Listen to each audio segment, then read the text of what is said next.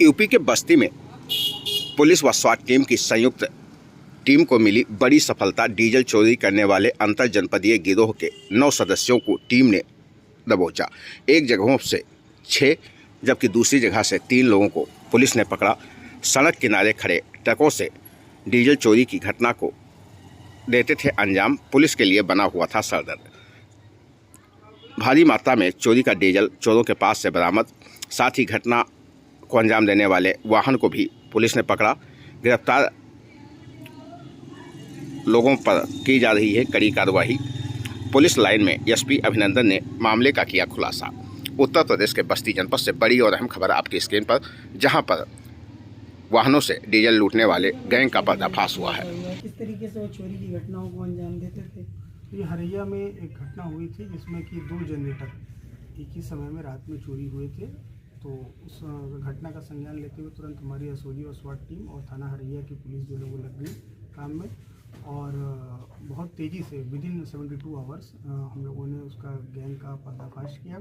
तीनों अभियुक्तों को हम लोगों ने गिरफ्तार कर लिया है। दोनों जो चोरी गए जनरेटर्स हैं उनको बरामद कर लिया है। इसके साथ साथ जो पिकअप वाहन चोरी में इस्तेमाल हुआ था उसको भी हम लोगों ने इनके कब्जे से बरामद किया। सर, क्या कुछ कीमत आकी जा रही है और किस तरीके से घटना को अंजाम दिया गया? देखिए, जनरेटर की कीमत तो अगर हम लोग अगर माने तो लगभग 1-1.25 लाख रुपये एक जनरेटर का, 2.5 लाख रुपये तो टोटल जनरेटर्स का ही हो गए। इसके अलावा जो डीजल है वो चूँकि प्राइसेस फ्लक्चुएट होते हैं, फिर भी अगर हम माने तो कम से कम 2 लाख रुपये के डीजल हम लोगों ने बरामद कर लिए हैं। और जो अभियुक्त हैं उनके पास से और बरामद करने का हमें प्रयास है। सर, कोई आपराधिक इतिहास निकल के सामने आया लोग इससे पहले भी चोरी घटनाएं के द्वारा की गई हैं या नहीं? देखिए, हरैया में जो चोर है उनका आपराधिक इतिहास अभी सामने नहीं आया है।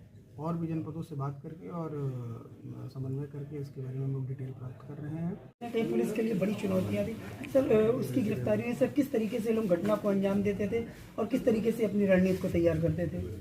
देखिए, जनपद बस्ती में लगातार हम लोग संगठित अपराध करने वालों के विरुद्ध कार्रवाई कर रहे हैं, और इसी के क्रम में 2 अलग अलग गैंग, एक थाना कप्तानगंज पुलिस द्वारा और एक छावनी पुलिस द्वारा एसओजी और स्वाट टीम के साथ कंबाइंड एक्शन करते हुए हम लोगों ने 2 अलग अलग गैंगों को पकड़ा है, जिसमें कि हमारा छावनी में 6 लोग का एक गैंग है और कप्तानगंज थाने में 3 लोगों का एक गैंग, जिससे कुल मिला के हम लोगों को 1800 लीटर डीजल जो कि चोरी किया हुआ था वो बरामद किया गया है।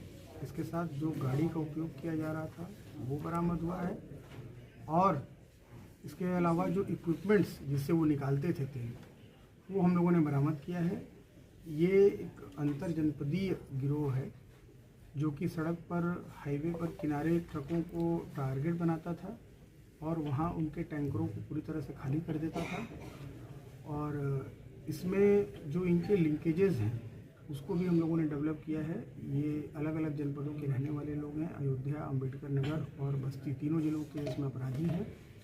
और जिन लोगों को ये बेचते थे और किन लोगों से इनका संपर्क था और कौन लोग इनको प्रश्रय देते थे, उन सभी लोगों को डेवलप किया जा रहा है और इन पे कठोर कार्रवाई हम लोग करेंगे। आगे गैंगस्टर एक्ट के तहत भी इन पर कार्रवाई की जाएगी और इनकी जितनी भी अवैध संपत्ति है जो कि अपराध के माध्यम से अर्जित की गई है उसको हम लोग कुर्क कराएंगे और लगातार इन पर प्रभावी कार्रवाई हो, इनका ट्रायल भी तेज़ी से हो, इस चीज़ को भी हम लोग सुनिश्चित करेंगे। सर, कुछ आपराधिक इतिहास भी है इन लोगों का? इनमें से 3 अपराधी ऐसे हैं जिनका आपराधिक इतिहास हम लोगों को मिला है और उस पर विभिन्न गंभीर धाराओं के मुकदमे इनके विरुद्ध दर्ज हैं।